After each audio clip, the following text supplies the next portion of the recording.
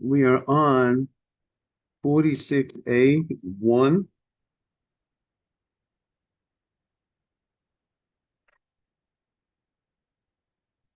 46A1 on the right side, on the right side of the page, right? So you got to start yesterday. Miyam Rabbi Yochanan Hachi. We said, did Rabbi Yochanan say, got it, 46A1.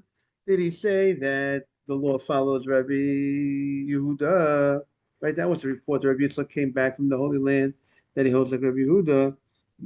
But did he say that? But we know there's another statement, Rabbi Yochanan. What Rabbi Yochanan? Rabbi Yochanan said, Halacha Stam Mishnah. The law is like the Stam Mishnah. As we explained yesterday, Stam Mishnah, when you find a Mishnah, it doesn't have a name of an author in the Mishnah. Even though it's a matter of dispute, you find that there's an argument on that law. But the fact that Yehuda Nasi, who organized the Mishnah, is the fact that he put it in he wrote it anonymously, seems to trying to say that the law follows that opinion, and that's is that clear? Anonymous Mishnah, that means the law follows that opinion. And what we learned in some Mishnah, we learned what we had earlier. We had this earlier. Nan, a wagon, a wooden wagon that's surrounded with walls, with mechitzos, with partitions around the. It's like a box with some walls around it. And the question was, what about those wheels? If let's say if the wheels became contaminated, they touched something, a dead carcass, would the rest of the wagon become contaminated? Good morning, Mark. Morning, Rabbi. So the Gemara now is challenging the statement that the report from the Holy Land that was brought back. I call it the souvenir that was brought back, that Rabbi Yochanan holds like Rabbi Yehuda. The Gemara is challenging that because we have a Mishnah, anonymous Mishnah, and we know Rabbi Yochanan says the law follows the anonymous Mishnah, the Stam Mishnah, and the Mishnah said, it seemed to indicate the halacha like Rabbi Shimon. And that's going to be the Gemara's challenge, and the Gemara is going to obviously say, the Gemara is going to say, no, you could understand the Mishnah differently, and therefore will not be a contradiction. That's just a little preview what's the steps what's coming up in the Gemara. So Tnan, we learned in the Mishnah, Masechta Kalim, Muchni Shalah. Remember the wheel of this wagon, of this wooden wagon. So we said if the wheel is taken off and taken on, if this wheel is not there permanently for the wagon, the wheel has its own identity and it's looked at as a separate utensil than the rest of the wagon, which would mean if, let's say, a dead sheretz or a dead nevela or carcass of someone that was tamei would touch the wheel, right? The wheel will become tamei, but the good morning Simon, but to see you back, but the rest of the wagon will not become tamei because the wagon and the wheel are two independent items. And now, even though you're going to say, Rabbi, the wheel is touching the wagon, but remember, a wagon is a utensil, and a utensil can only receive a contamination from a avatum, from a source of tumah, or something that's called an avatum, or something that's called the father of tumah. And if it's not a father of tumah, if it's not the av, if it's a secondary step, that doesn't have the power to make a utensil contaminated. So therefore, Is the vessel uh, an av, and the vessel could make the wheel contaminated? so let's say the person who touched the mate, who was in the tent of the mate, becomes an avatuma, and that person can make a rishon, he could an av, or let's say the No, dead I didn't say a carcass. person. I said if the carcass should touch the carriage, So the the, carriage the now becomes a rishon. If the carcass of right. dead and the rishon can make a sheni and food, it can contaminate food and liquid, but it cannot contaminate So the the wheel utensil. can't contaminate the carriage, But the Right. carriage can't contaminate the wheel. No, again, the carriage can't, the Oh, wheel can't cannot, contaminate. cannot. They cannot. No, Each one, because each one is a rishon. If the dead carcass touched the wheel, the wheel is a rishon, and if dead carcass touched cannot. the carriage, exactly. So the So now the question I asked you like 2 weeks ago with the shoe is the shoe a rishon and doesn't contaminate the person. right, that What was was your the question. answer to that? The answer to that I didn't do sufficient research. That's the answer on that question. Preliminary. Okay, I don't want to say preliminary. I want to do proper. I'll take Proper. preliminary. Well, yeah, but the problem is the preliminary wasn't from my research. It was speaking to someone else. I don't want. I don't want to quote someone else without. Uh-huh. I spoke to Okay. someone, but I'm not. I want to see inside because this has to be Okay. discussed. Your question. Okay, well, I got Okay. homework over the weekend, right? Okay. Okay. Great question. So that's the question of the. So the Gemara, the Mishnah states, if the wheel is made to take off and take on, so the wheel is looked at as separate, and therefore, Bismanshi Nishmet the Simon, we are on 46A, right top corner.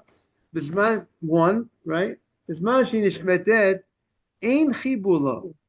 It's not called connected. It's not called one piece, and therefore, if one becomes contaminated, the other one not necessarily become contaminated. It's not measured with it. We said there's a special halacha regarding a wooden utensil and some maybe leather utensil, that in order for it to be able to receive contamination, it has to be able to, if it's filled up with water, it has to be able to be moved. It has to be, if you can't move the item when it's full or when it's empty, that item cannot be, will not receive contamination. Because the pasuk, when it talks about contamination, it compares a sack. It talks about a kli'etz. It talks about wood utensil. It talks about a leather utensil, and it compares it to a sack. A sack is something that you could carry. A sack is made to be carried. A sack is made to be mobile. It's not made to remain in one place, right? So a sack is something you could carry both when it's empty, both when it's full. So for a wooden utensil or for a leather item to receive contamination, it has to be similar to the sack that you could carry it whether full or not.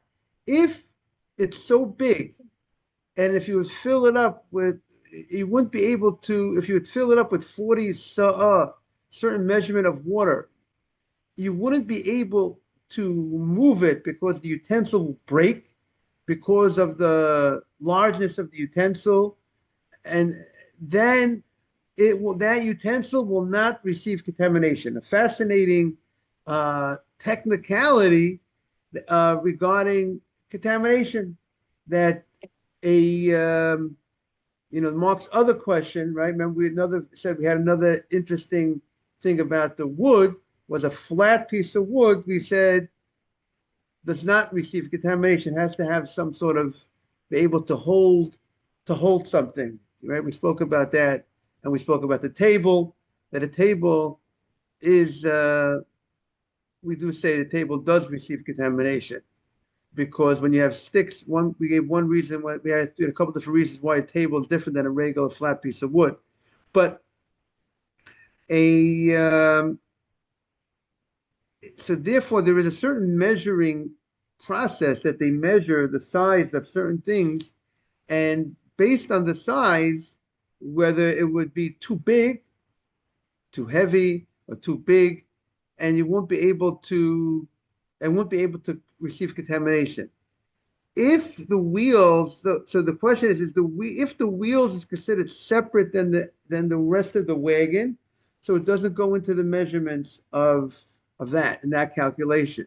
If it's considered part of the weight and the heaviness or the largeness of the item, if the wheels are considered connected, if they're considered part of the wagon, then it's part of the the measurement. So therefore, we say that the wheels are not measured with the rest of the wagon because they're considered independent of the wagon. Another thing we say is that the wagon, if wagon, um, if it's so large, right, it's not able to go. If it's very large, it's not able to receive contamination. It looks like it froze. I don't know. Mark's looked like it's frozen. Now it looked like we had a freeze for a second, Mark. The Gemara says, Okay, I heard you though. oh, very good. It says you can't, and it doesn't save, it's not able to save contamination by a tenth of a mate. What does that mean? That means we said if there's a dead body, anything that's above that dead body, as high as it goes, anything above will receive contamination. The contamination goes all the way straight up. But if there's something that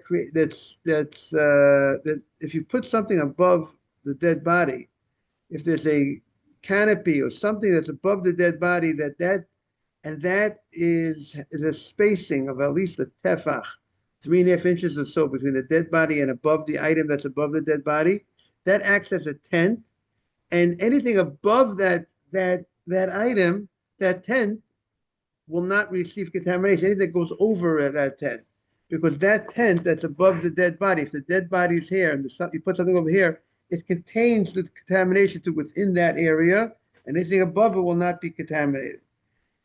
Now we're going to say that if this wagon, let's say, is so big, this wooden wagon, and so therefore it's an item that doesn't receive contamination, because that is the item that could contain the contamination. If it's an item that's on top of the contamination, does not receive contamination itself.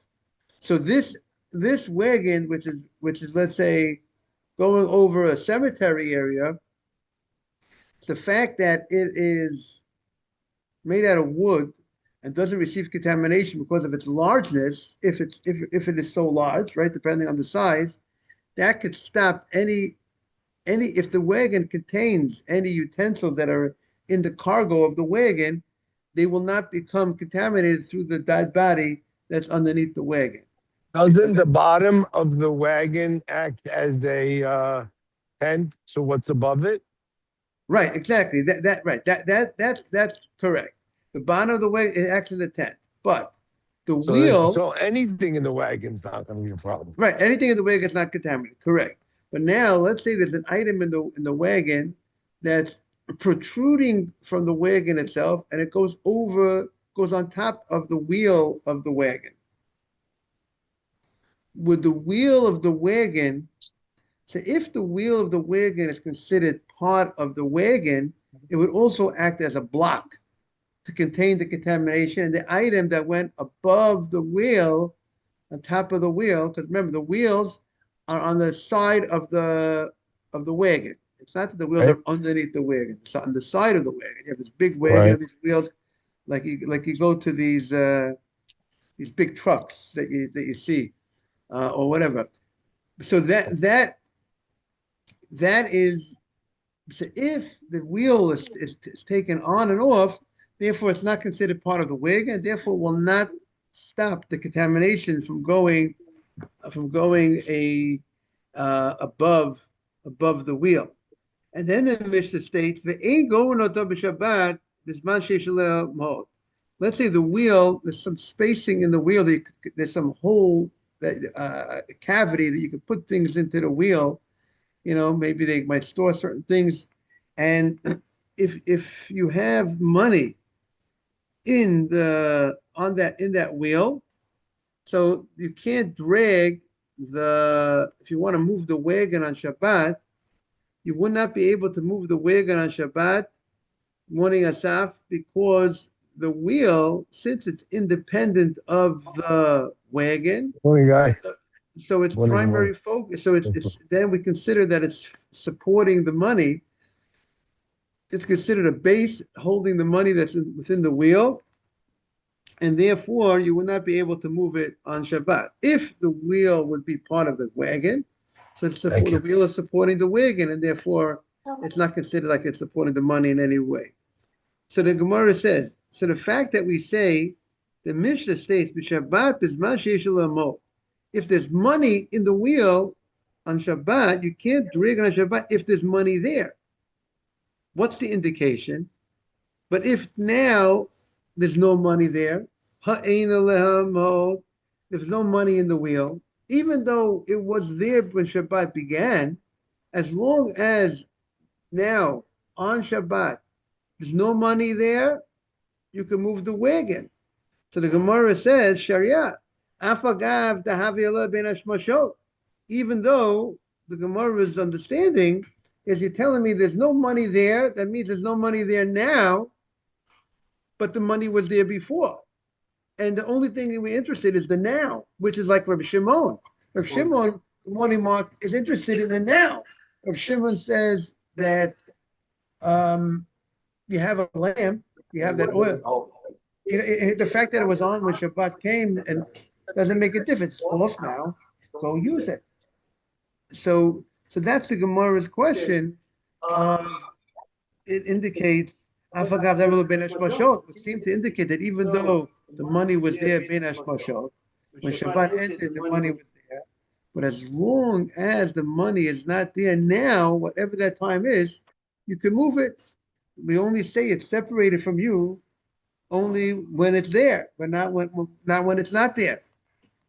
So that's the Gemara's question, which that would seem to indicate, like Mark said, that seems like Rabbi Shimon's opinion. According to Rabbi Huda, we said, if something was there throughout Bein Hashmashot, throughout twilight, when Shabbat entered, when Shabbat comes, and when it's dark, it's there. It's muksa, even if subsequently the muksa was removed.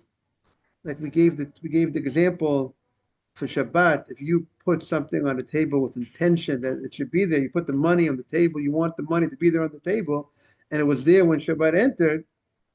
Even if later on, or give a better example, you had the candelabra, you had the candlesticks burning. You had in mind that it should be there when Shabbat entered, and then the cleaning lady, after it went out, she moved the candlesticks off the table.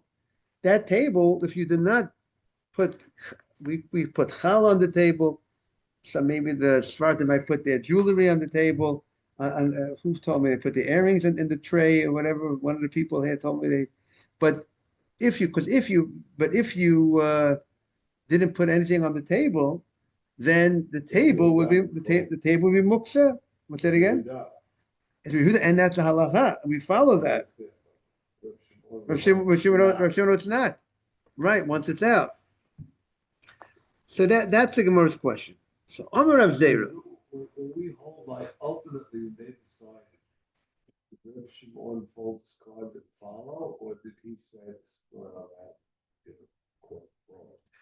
I would think he himself, I presume held, unless he himself, I presume held his opinion, but I presume he followed his opinion, but but what became the more accepted practice, So let's go deeper on that idea just for 1 second. So did he do asu? No, I'm saying according to his opinion. Okay, you hold doing it wrong. So No, again, but see, I would think we have to see when you have a court and the bezdin and everybody, the official bezdin, the official Sanhedrin made a certain ruling, right. But here, this is not really a ruling of an official Sanhedrin. Right.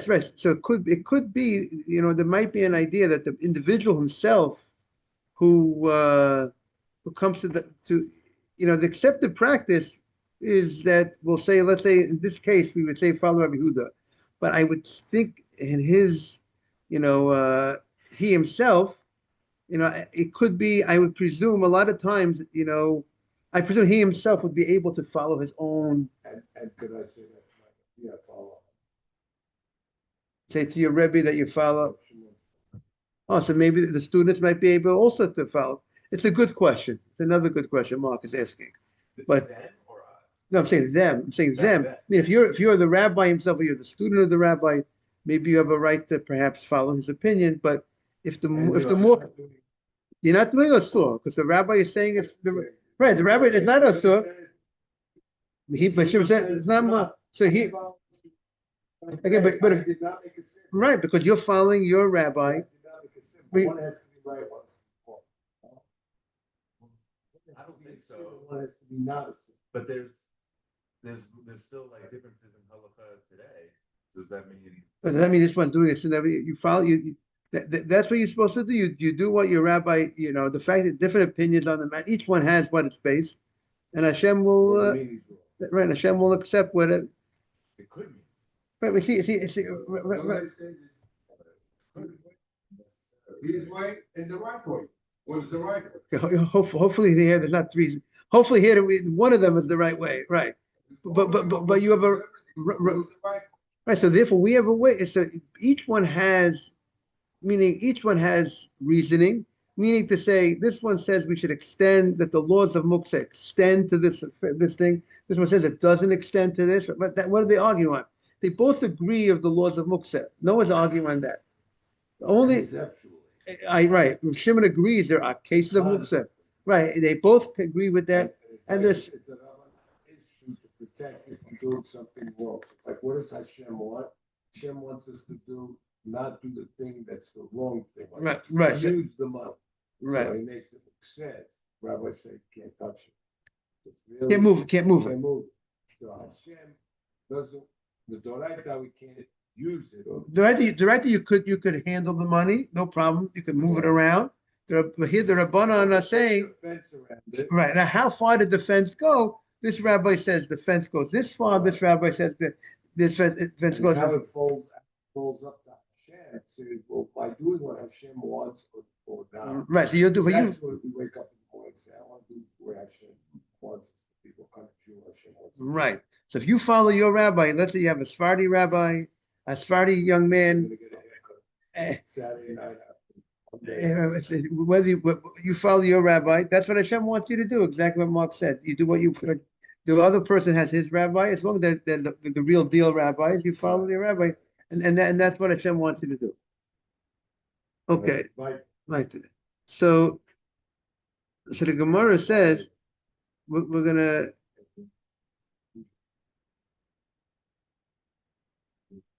Gotta have the rabbi. But that's the mitzvah more so than the end outcome. You know what I mean? Like to follow your rabbi or follow whatever the dominant opinion became. But I don't know that, like, I believe in the concept that every end halachic decision is something that is like objectively right or wrong in the way that, like Shabbat is objectively right or wrong. I think like so many pieces of shit. Right, but if you zoom in on any particular piece where there's a machloket, it's like the Torah is saying to go through a process to figure out those answers to those questions, not necessarily subscribing the answer. Yeah, exactly. Okay, very good. So the Gemara says like this. That's what it says in Pirkei Avot. Asi l'charav. Says in Pirkei Avot, everyone has to have rabbi. You have to ask halachic questions, and it said they do. And also there is an idea that when halacha, because you generally have to have one rabbi for the halacha. But when it comes to Gemara or other types of learning, it's very good to have many rabbis because you pick up a lot of different techniques and styles and ideas and approaches of how to approach something. One rabbi has his approach, one rabbi has his approach. So two different rabbis, how he teaches the Gemara, the other one teaches the Gemara. And you pick up a lot from different people. Okay. So the Gemara says, Amar Rav Zera. Rav Zera says, to bring you up to date, we're talking about, does Rabbi Yochanan hold like Rabbi Shimon, that has a more lenient opinion in certain cases of Mukseh, or does Rabbi Yochanan hold like Rabbi Shimon, like Rabbi Yehuda, that has a more strict opinion? And we seem to have a contradiction because we have this Mishnah in Kalim, which seems to indicate that if the money was there throughout when Shabbat began, it would be, as long as the money's not there now, you can move the wagon, even though it was muksa ben hashmashot. When Shabbat came, was muksa. What we say, it's all about the now. Now, if it's not there, the money's gone. That seems to be, and you're allowing to move it, to move the wagon with the wheel, even though there was money there when Shabbat entered. How could you do it? According to Yehuda, it should be mukseh. So the Gemara says, Amar of Zera Mishnatenu, Shaloh Hayalem Mod Kol Ben Hashmashot. The way you could read the Mishnah is the following. In order to Shalol Lishba is the Var of Rabbi Yochanan. We don't want to have this contradiction. So therefore, we'll read it like this. If you look at the Rashi, the Hey Mishnatenu, Rashi like this. The Muchni, the Mishnah of Muchni of the wheel, Diktani, which learned, right? It says if the money's there, it's a problem. If there's no money there, it's fine to move it. You know what that's talking about? When there's no money there, you can move it. When the money wasn't there throughout the whole duration of Ben Hashem, of twilight. If the money wasn't there throughout the whole duration of twilight, let's say it was there a part of twilight, but not the whole twilight, then you can move. If the money's not there, right? Let's say when Shabbat entered, the money wasn't there. When it was definite night, the money wasn't there, then you could go ahead and what? Move the wheel, move the wagon according to Rabbi Yehuda. Because according to Rabbi Shimon, right. But we're just explaining, we're showing how this Mishnah could also be like Rabbi Yehuda, and it's not going like Rabbi Shimon. Because that was our issue. Our issue was Rabbi Yochanan holds like Stam Mishnah, and Rabbi Yochanan we said Rabbi Yochanan holds like Rabbi Yehuda, but the Mishnah seems to be going the other direction, not like Rabbi Yehuda. The Mishnah seems to be going like Rabbi Shimon. So the Gemara says, no, don't learn the Mishnah that way. Learn the case, if there's no money on it, you're allowed to go ahead and what? And move this wagon. But if there was money on it, what's the implication? If there was money on it, was Ben Hashmashot. What's the deal? If there's no money on it now, you can move it, even though there was money on it some of the time of Ben Hashmashot. But not when Shabbat entered. Right, exactly. If the money was on it when Shabbat entered, even if it's not on it now, it would be a problem. So all of these times we talk about Ben Hashmashot, they didn't say when Shabbat entered. They just said if the item was there on Ben Hashmashot. They said if the item was separated, the whole Ben Hashmashot, the whole Ben Hashmashot. They did not say Ben Hashmashot. They just say when Shabbat enters. The problem. Now why are we talking about Ben Hashmashot? Because that's the in between time, right? In between. It's not day, it's not night, we don't know what it is. Right. And see, it seems that we were saying, if let's say the money was there when sunset went down, when is Ben Hashmashot? When is twilight? When the sun goes down. Before it starts to come out. So now the sun goes down. The money is there. But then 10 minutes later, right. The last 3 weeks, we're talking about Ben Hashmashot, when we should be talking about when Shabbat starts. When Shabbat enters. Now you're telling me, oh, is there Ben Hashmashot? Not all of it, part of it. You saying we should just say when Shabbat enters. When Shabbat enters, if the item is there, if the item is not there or there, that's it. Well, it was there part of it, some of it. All along we're saying if the item was there, Ben Hashmashot, it's mukseh. Now you're saying, oh, maybe not, because it's only there for part of it. So if you're going to go with part, it should be either it's there or not there on Ben Hashmashot, or Ben Hashmashot doesn't matter, and entering Shabbat matters. Because that's really, now you just switched it. So now we're saying You're switching it because you're not saying if it's there when it's been on. You're not saying now you're saying it's when Shabbat enters. Right. Agree? Right. What, you just switch it to? We don't care if it's there when Ben Hashmashot. When it begins, we don't care. when Shabbat. Right, That's what you just switched. right, that's what the Gemara is saying right now. And that's a major switch. So, Yeah. All the way to Ben Hashmashot, that you never, everything was all about if you die, everything was about Ben Hashmashot. Now you're saying, oh, it could be there, Ben Hashmashot, but not the whole Ben Hashmashot. So the distinction between it is like that at some point during the dance mashot or the whole time? No, when, we always say, when it entered. Oh, When we entered Ben Hashmashot, if it was there. only at one the point entry. in time. At one point, we didn't say, As opposed to had at to be any there the point. whole. But it's only like 15 minutes, right? Doesn't matter. It's there. Right. You tell me it's there. Let's say let's say sundown is 8 o'clock Right. and twilight is 8:20. Just easy number. 8 and 8:20. So if it's there 8:01 and we take it away, what's it there on Ben Hashmashot? If it was there 7:59, Yes, the whole time. once 7:59 turns 8 o'clock, it's there Ben Hashmashot. It's finished. Yeah. Should be Mukseh. okay, so unless this, Now you're Okay. saying it has to stay there the whole Ben Hashmashot. so now that's a good point. Right, so the question is if that's, At the beginning, I would say if it's there at the entry of Ben Hashmashot, it's Mukseh. Now you're saying, oh, I took it away in the middle of Ben Hashmashot. Major change. right, Major change. so this is a good, so now, It's almost saying it has to be there at the entry of Shabbat. Doesn't have to be there at Ben Hashmashot. okay, so now the question is, this is Mark's question. Is this the meaning of the Gemara? Because the language is, or does the Gemara means, you see, the way they write it over here, if Ben Hashmashot, there was money on there,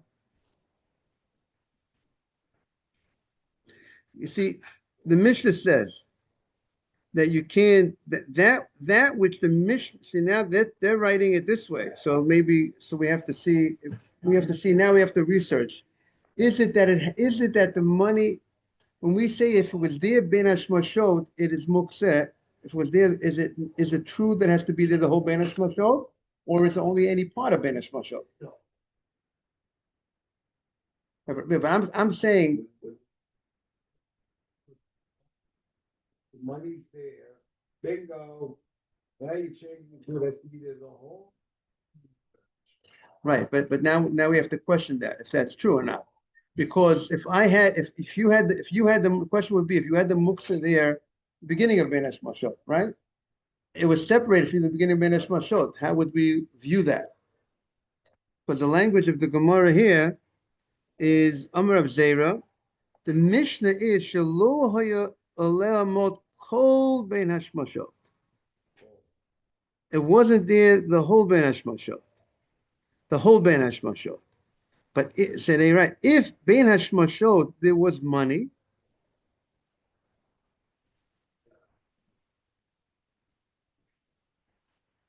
even if it fell, you can't go ahead and move it. So this point we have the language of the Gemara. Wasn't there? Rashi says. What did Rashi say? Rashi, if you look at that Rashi, Mark, everyone look there. Rashi says that the muchni, the tani, if there wasn't money, it's permitted. Kagon, that the money wasn't there the bein hashmashot. If there's money there when the Shabbat came, so Rashi has the word Shekida Shayom. Rashi doesn't say when money was there when it was Ben Hashmashot, beginning. Rashi sounds like it's the whole time. That's what it sounds like Rashi. No, not the whole time. At the end. At the end. But the end, So now we don't care if it's there.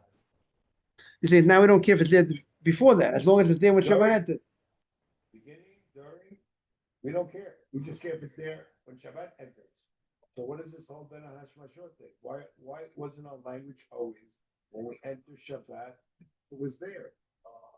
Okay, we got a lot of work to do today, You got Mark. my question? Yeah, I got your question. Why Yeah. we thought Ben Ben Hash- Hashmashot, that's not really. If it's all about when That's not the Shabbat comes, criteria. if it's all about when Shabbat enters. That's what they care, because if you put it there, Ben Hashmashot, take it away, it was never there. So why did you talk about Ben Hashmashot? Right. Okay. we got- And we use the term also, you wanna be clear, we use the term when we enter into Ben Hashmashot. Like when we enter Shabbat, started the whole concept, this, started entering. But that was, we use that term or the They Gemara? use- Oh, Right, the Gemara used that Gemara. term, right, There's no extra word, so. right. Okay. We have hit, we got this afternoon, I got a lot of work to do. Have a great day, everybody. Go. Yeah, go over with the rabbi, see what he said. Have a great day, Asaf. Okay.